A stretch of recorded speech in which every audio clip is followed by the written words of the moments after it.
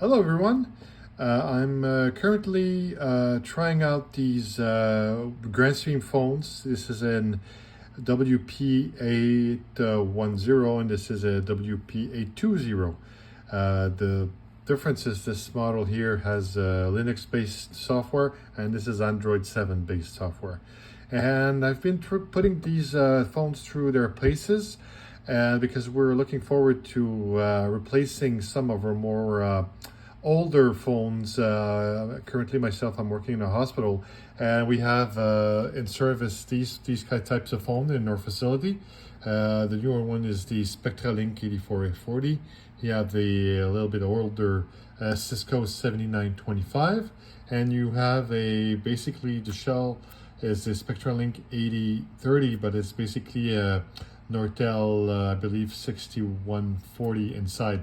So, and this is a very old phone which we cannot get new, and it's refurbished. That's why it's being wrapped like this. But the first impressions I have of these phones is that they look to be running fine. The sound quality is good. I would probably say that this phone has maybe a little bit more difficulty with roaming than this one. This one has a lot more parameters, whereas for Wi-Fi, when it's going to start scanning for new access point. So it's possible here to go and configure in the advanced settings or in the network settings. You're able to go there and select a few things for how to make their Wi-Fi roaming. So I would be able to have to change the signal threshold where the phone will start to look for another access point, because as you might know, Wi-Fi, it's not the system, the Wi-Fi antennas that choose to hand you off to another antenna. It's basically the phones. All the roaming is all based inside the phone. So I've put it to a relatively aggressive settings of -70.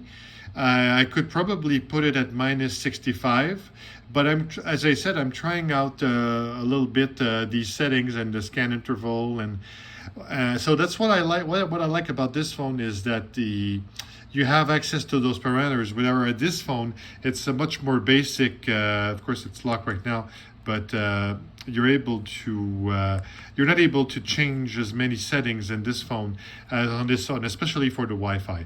But and the coverage inside the facility where I work, it's sometimes some places I don't think we have like -65 RSSI everywhere. So this one maybe has a little bit more issues, I would say, roaming. But it is like almost half the price of this phone. So in Canadian dollars, I think this phone is around $150, and this one's about $275 or so purchase price. So I'm not sure about the retail MSRP price though. So, but compared to these, if we repair these phones, we have to go make them repairs for that. This is $200 to repair, and this one's about $250, $300, and these I'm not even sure we can repair them. But these work well. I mean, this is a very nice phone. I really enjoy working with this phone. Configuration wise, it's really simple. You just set up a TFTP files, and it's really simple. You use a little box like this to have to put the configs. You just basically plug the USB in the phone here on the side, and you just upload the config. It's very nice. This, I think you can provision these phones with a SSID, WP something, an SSID that the phone already has built in with a username and with a password. So you would just basically have an access point, and with a certain SSID with a WP82 password, and then you can go inside the phone and do different provisioning of these phones over the air. There is also a USB port on these phones. I'm not really using them, but what I like about these is that you have the base that comes with it, so you're able to get the very nice little base for those phones.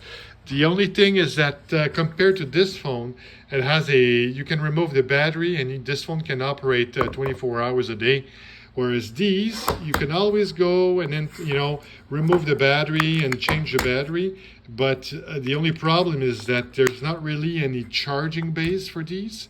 So you would have to immobilize the phone in order to charge a battery. So maybe the product is not as mature as the other ones here, which you have bases for that, that have all of those phones have charging bases that you can charge an extra battery inside on the side. So maybe this product it's a nice product.